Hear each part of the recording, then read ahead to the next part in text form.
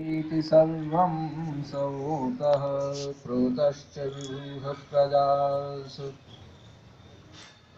ॐ नमो ब्रह्मणे नमस्ते वायुत्वमेव प्रत्यक्षं ब्रह्मासि त्वामेव प्रत्यक्षं ब्रह्म वदिष्यामि ऋतं वदिष्यामि सत्यं वदिष्यामि तन्मामवतु तद्वक्तारमवतु अवतु मामवतु वक्तारम्। ॐ शान्तिः शान्तिः शान्तिः। सम्मान के योग्य मंच पर शोभायमान आर्य जगत के विद्वान जिनका प्रवचन मुझसे पूर्व आप सभी सुन रहे थे, आदरणीय भ्रातृवर्य श्री आर्य तपस्वी जी, और एक मेरे भ्राता जो बहुत आर्य समाज का काम जूझ के करते हैं, इंदौर से हमारे बीच में बैठे हुए हैं। ये महान भाव है भानु जी, और आर्य जी तपस्वी जी से पहले जिनके विचारों को आपने सुना, वास्तव में एक आर्य पुरुष का दर्शन जिस रूप में करना चाहिए वो स्वरूप उनके जीवन का है। संपूर्ण जीवन आर्य माँ आर्य समाज के तपस्विता से आर्य समाज की शरण में जिसने झोंक कर अपने जीवन को आर्य समाज के लिए जिसने काम किया है, और जिनके सामने मैं हमेशा नतमस्तक होता हूँ, मेरे भ्राता श्री जीवन आचार्य जीवन जी, और श्रद्धेय श्री खुराना साहब, आदरणीय श्री चावला साहब, जिनके स्नेह पाश में बंधकर मुझे यहाँ आने का ये गौरव मिला है, सौभाग्य मिला है, और आप सभी के बीच में आने की जो मुझे एक जगह मिली है आपके हृदय में बैठने की। आदरणीय सभी उपस्थित भद्र पुरुषों, पूज्य सम्मान्य मातृशक्ति, मेरा आप सबसे एक निवेदन है कि थोड़ी देर जो समय मिला है उसको मैं यहाँ से बोलूँगा, यहाँ से नहीं। यहाँ से बोलने वाला खतरनाक होता है और केवल यहाँ से सुनने वाला भी खतरनाक होता है। तो मुझे सुनना भी यहीं से और मैं सुनाऊंगा भी यहीं से, दोनों को जोड़ के सुनाऊंगा, ये मेरी आपसे बात। एक बात मैं कह चलूं, उसके बाद चर्चा शुरू करूंगा। चावला जी और ये संपूर्ण परिवार जो यहाँ पर सब आप सब लोगों को बुलाता है, ये मेरे लिए बहुत अत्यंत आदरणीय है। मैं निवेदन करता, जीवन की दृष्टि से भी, आचार की दृष्टि से और आर्य समाज की भावना की दृष्टि से, हर दृष्टि से ये वंदनीय हैं, स्तुत्य हैं। और मैं उस परमपिता परमात्मा से ये प्रार्थना करता हूं कि ये शक्तिमान बने रहें, जब तक जिए तब तक, और इस काम को करते रहें और अपने परिवार को भी इस रास्ते पर चलाते रहें। मातृशक्ति और बंधुओं, आपने एक वाक्य सुना होगा कि सत्य की सत्यमेव जयते, सुना है ना सबने? अभी एक पंडितों की मीटिंग हुई है, मेरे विद्वान लोग बैठे हैं, कहने लगे श्रोत्री जी ये वाक्य गलत है। सच कह रहा हूं मैं आपसे।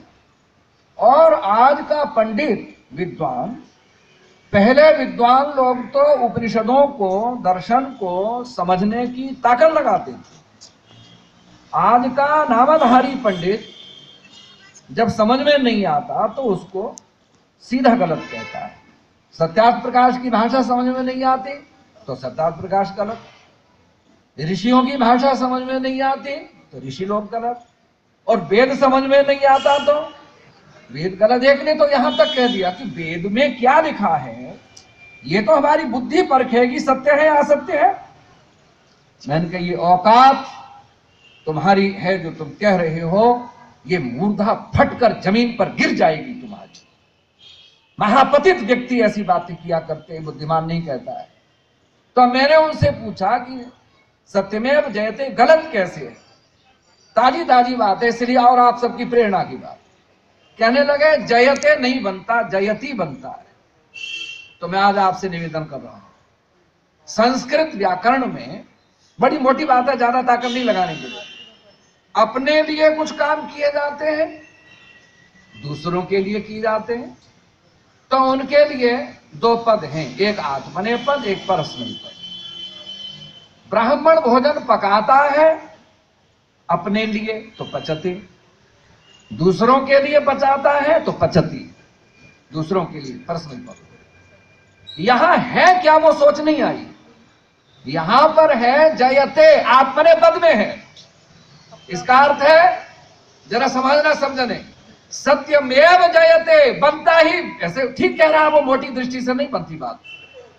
तो मैंने खोज की और खोज के ये परिणाम निकला कि जहां जहां वेद में एकाद सृष्टि प्रकरण को छोड़कर, सृष्टि प्रकरण को छोड़कर, और उपनिषदों में जहां जहां पर सत्य का प्रयोग हुआ, वहां सत्य का अर्थ केवल सत्य नहीं, वहां पर तीन अर्थों को मिलाकर, तीन चीजों को मिलाकर एक सत्य बना है। सत्य मनन, सत्य भाषण, सत्य करण, तीनों को मिला दो तो सत्य बनता है। जरा पकड़ना बात को आप समझें, मेरा ध्यान देना मेरी बात पर, कहां ले जाना चाहता हूं। जो चीज मन में कुछ और है, भाषण में कुछ और है, आगे आप बोल दो, और करने में वो असत्य है, पर जो मनन में भी वही है, आगे बोलो, भाषण में भी वही है, फिर बोलो, करने में भी वही है। एक रसता है जहां जहां रसता एक है, एक ही चीज है जहां, जैसा मनन वैसा भाषण, जैसा भाषण वैसा करण, वो सत्य है। जहां भेद आया एक में भी, करने में कुछ और, बोलने में कुछ और, आगे बोलो, मानने में कुछ और, वही असत्य और झूठा है। तो यहां बात क्या है, सत्यमेव जयते का अर्थ क्या है। मैंने जब इस पर, अरे उपनिषद के केवल वाक्य को पढ़ लेना ही समझ लेना नहीं है, मेरी कोशिश ये रहती है मातृशक्ति और बंधुओं कि मैं सबसे पहले उस उपनिषद पर ऋषि को ढूंढता हूं, शतपथ ब्राह्मण को ढूंढता हूं, ऐतरे तैतरे को ढूंढता हूं कि लिखता क्या है इस पर। तो मुझे जिंदा किया, किसने जिंदा किया? मेरे दयानंद ने जिंदा किया। मैं सच कहता हूं, मैं ऊपर से जब शब्द को पढ़कर नहीं समझ पाया था आज तक, लेकिन जब मैंने दयानंद को, ऋषि को जब पढ़ा, तो मैं भीतर से भर गया, भीतर से मैं फट पड़ा। तब ऋषि क्या लिखता है? सत्यमेव जयते का अर्थ है सत्याचरित मेव जयते, अर्थात सत्य का आचरण करने वाला व्यक्ति ही जय को प्राप्त होता है, असत्य का आचरण करने वाला कभी जय को प्राप्त नहीं होता। दुर्गा प्रसाद जी कहां गई बात? भैया वो कहां गए, मित्र गए?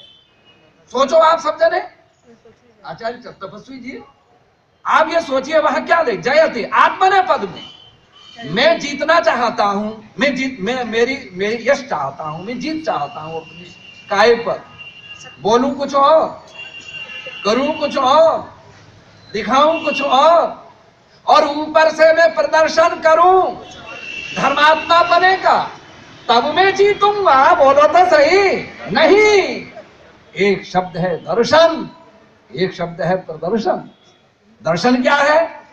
सारे संसार से संपूर्ण चित्त वृत्तियों को लौटाकर, प्राणायाम से खींचकर, उदाहरण दे रहा हूं जरा संभालना समझने, जैसे कछुआ अपने बाहर बिखरे हुए अंगों को, जल्दी बोलो, भीतर समेट लेता है, ऐसे कोई साधक मनुष्य आत्मा अपनी बिखरी हुई बाहर सांसारिक विषयों में चित्त वृत्तियों को जब प्राण से पकड़कर खींचकर भीतर जाता है भीतर, और भीतर जब जाता है, मैं निवेदन करूं आपसे, वो व्यक्ति भीतर जाकर सत्य के केंद्र बिंदु में पहुंचकर जैसा मन में है, बोलो तो सही, वैसा भाषण में है, जैसा भाषण करता है वैसा आचरण करता है, वो है दर्शन। बोले समझ गए? वो दर्शन